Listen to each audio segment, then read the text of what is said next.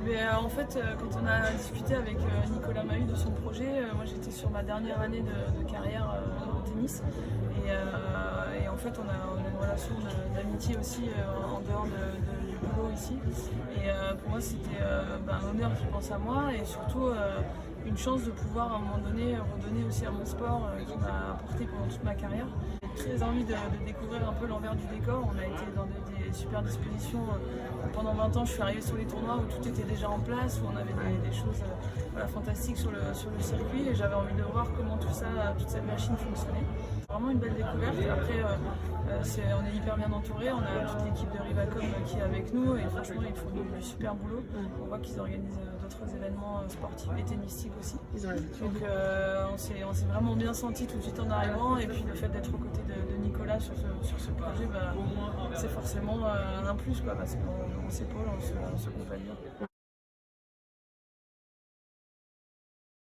Ça a été quelque chose d'hyper important. Moi, je me suis découverte à travers le sport. C'est vrai que on va chercher des choses un peu qu'on ne connaît pas de soi-même. C'est un peu la découverte des ressources qu'on peut aller chercher, d'une force qu'on ignore un peu en nous. Et moi, j'étais plutôt assez timide quand j'étais jeune, assez réservée, pas forcément beaucoup de confiance en moi.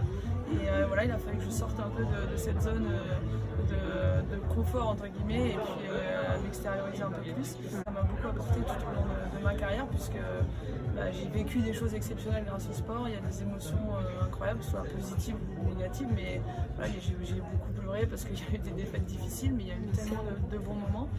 Et ça, je pense que dans une vie, c'est une formation accélérée, quoi. Le sport de haut niveau, on apprend vraiment plein de choses.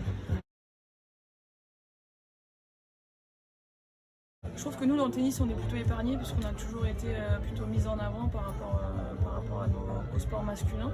Alors après, j'aime pas faire des comparaisons parce que pour moi, il faut développer le sport, qu'il soit féminin ou masculin.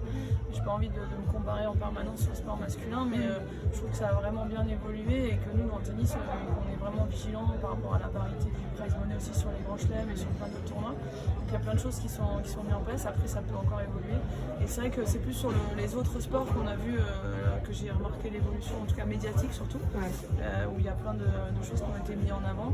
Et je pense que c'est principalement aidé aussi par les résultats qu'on peut avoir aux Jeux Olympiques, que ce soit avec les équipes de hand ou de volley, de basket. Il y a eu plein de super résultats, donc c'est ça qui va booster aussi le sport féminin.